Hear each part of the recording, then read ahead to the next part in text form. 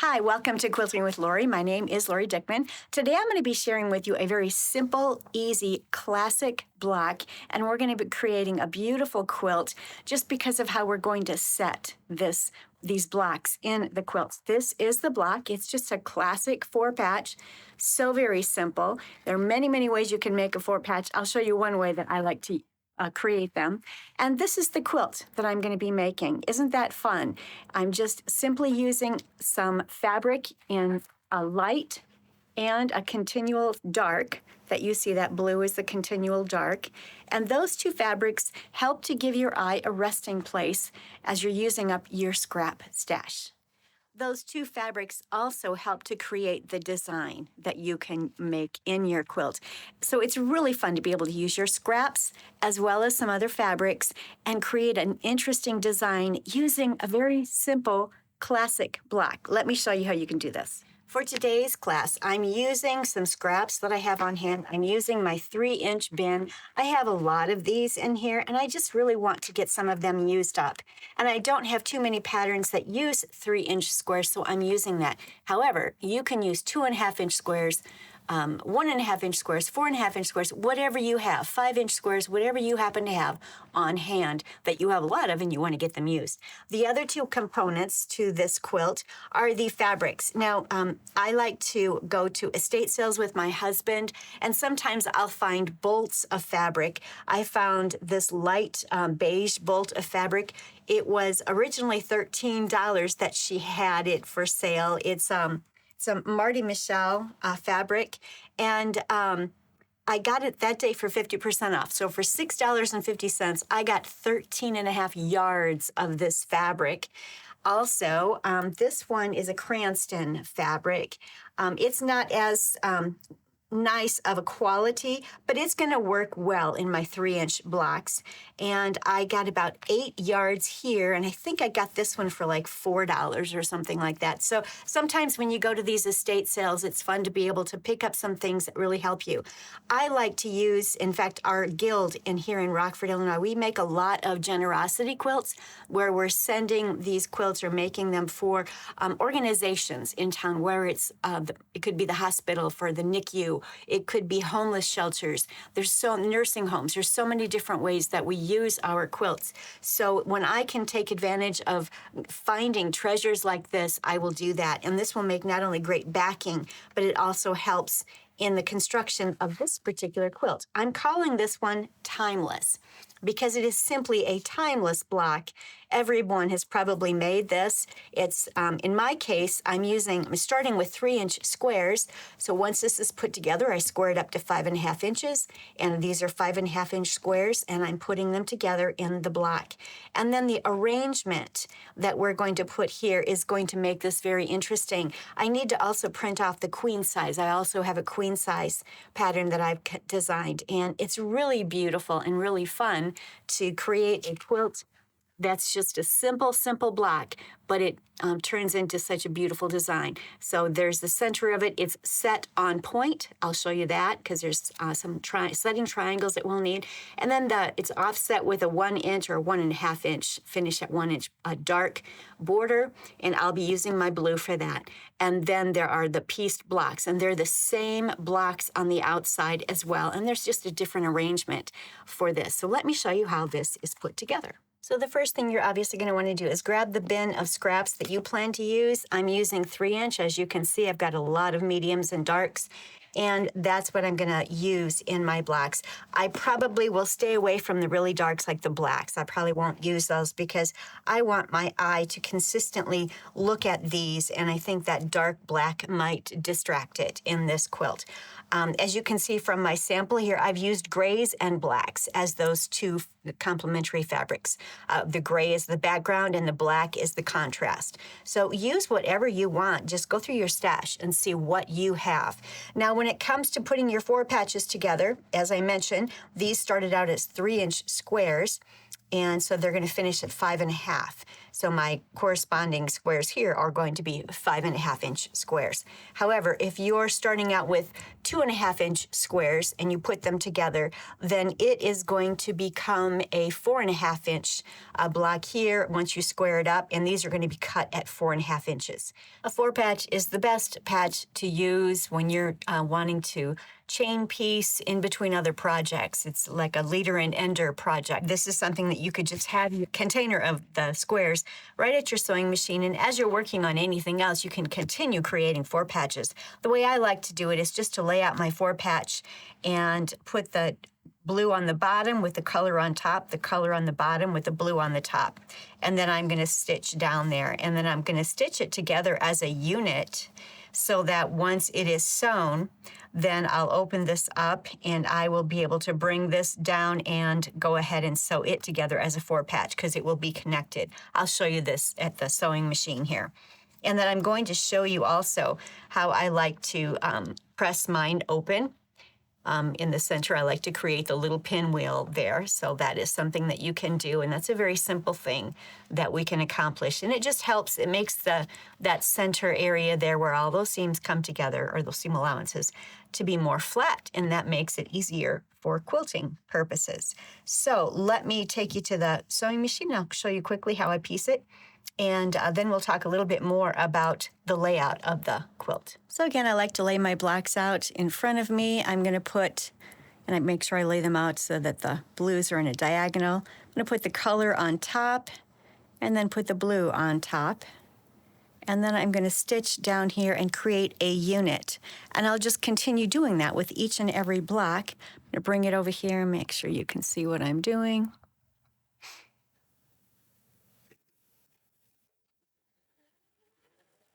Stitching 1/4 inch.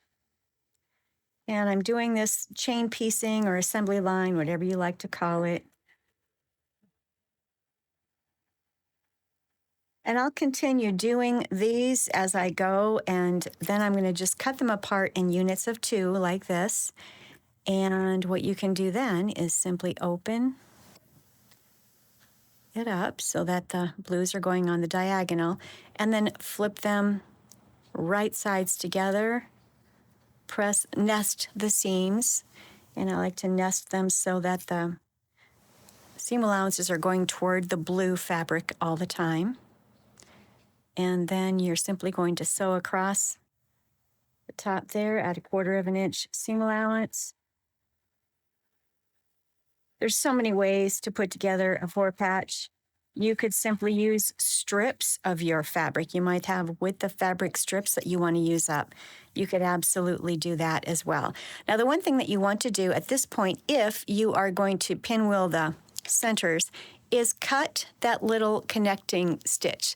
That was the chain stitch that you used when you were stitching the previous seam.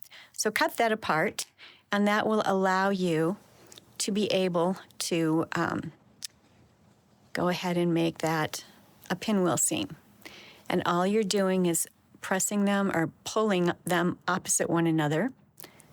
And then when I start pressing at the ironing board, I press this direction, I flip it and press this direction, I press this direction, and I press this direction. And this automatically just opens as I'm pressing. And then I'll make sure that's flat, and I'll come to the top and press it as well, steaming. And then I'm going to square it up. In my case, I'm going to square this up to 5.5 inches. Let me show you what I meant by the pressing. So I have it upside down. I'm pressing to the left there. Pressing that seam to the left. And you can see that it's already starting to open. Pressing this seam to the left. And pressing that seam to the left. And basically your pinwheel has already made itself. So there it is. And then I do like to steam and use my Mary Ellen's Best Press on these and then press it from the top. It's a nice flat area there where that created the pinwheel. And now I need to square this up to 5.5 inches. When you're sewing the 4-patch block together, same process. I'm going to take it, these have been squared up to 5.5 inches, and these were cut at 5.5 inches. So I'm going to take it to my machine and lay this on top. Lay this one on top, being careful that I have my blues where they need to be. So at 1/4 inch stitch all the way down, and then I'll open this up just like I did the smaller block and flip it right sides together and sew across there. And then I can again cut that little connecting thread once I've got it all sewn as a 4-patch. And that will allow me to also pinwheel this center area here. Let me get that done for you. So I've started by sewing this light 5.5 inch square on top of the 4-patch, and my blues are going in a diagonal here, and these are positioned here. I'm going to flip it on top, and that will ensure that my blues are in the right area to create the diagonal. And I'm going to, that's the connecting thread right there. I'm chain piecing it, assembly line, chain piece, whatever you like to call it. So now this 4-patch is put together, and what you can do then is open it, same as you did the smaller 4-patches. And you are going to flip them right sides together. And again, I still like to nest towards the blue fabric. In my case, I'm using blue as my contrast fabric. Your color might be different than mine. And then I'm going to sew these together. So let me bring this down here. Very simple, nothing to it. Mine are going to be 10.5 inch blocks that I'm going to square up. Yours might be a different size. It all depends on what size small squares you start out with. My pattern will be the 10.5, but here it is. It is now done. Now what I need to do at this point is go back in and find that stitch. That was that connecting stitch right there. Make sure you can see it. Cut that, which will allow this to open. And now I will open it up, and when I press it, let me bring you around here so you can see that. I'm going to press it this way and that way and this way. So I'm pressing it in a pinwheel, actually. You're pressing it in a pinwheel, and by doing that, you basically automatically open it up into a pinwheel once you've got it pressed. And so those blues, those tiny little blues are flowing in the opposite direction of where the blue is located in the 4-patch. Very simple, very easy, and it creates a wonderful block. Just wanted to quick show you, this is how I set up my blocks.